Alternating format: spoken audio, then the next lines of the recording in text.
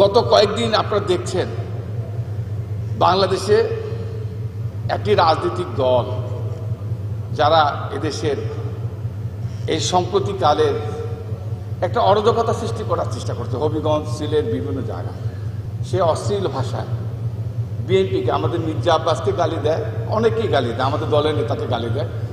আমি এইটুকু বলতে চাই, আমি একজন বিএনপির কর্মী হিসাবে, প্রিয় ভাইয়েরা, আমার সাংবাদিক ভাইয়েরা, আমাদের নেতা তারেক রহমান সাহেব বাংলাদেশে আসার আগেও বাংলাদেশে এসে একটি কথা বলেছিলেন, নিশ্চয়ই আপনারা জানেন।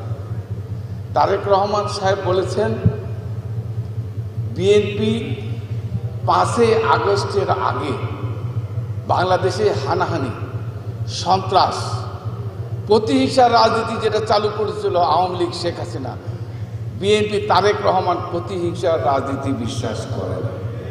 আমরা চাই যে রক্তের বিনিময়ে এই 5 আগস্ট অর্জিত হয়েছে, আমরা চাই না আমাদের সেই ফ্যাসিস্ট যারা 17 বছর আপনাদের রক্তে গুলি, শরীরের গুলি, রক্ত, এই নাটোরের শহরের এখনও রাস্তায় রক্তের দাগের চিহ্ন পাওয়া যাবে, যাদের কারণে আজকে এই 18-20 বছর কষ্ট করেন, তারা যেন আবার মাথা চারা দিয়ে উঠতে না পারে। আমি আমার বিরোধী দলের যারা এই সরকারের বিরুদ্ধে, আমাদের বিরুদ্ধে উল্টাপাল্টা কথা বলছেন, আমি তাদেরকে বিনয়ের সাথে সতর্ক করতে চাই, এই ফ্যাসিস্ট যদি আবার আসে, আপনারা আমরা কেউ কিন্তু বাঁচতে পারবে না।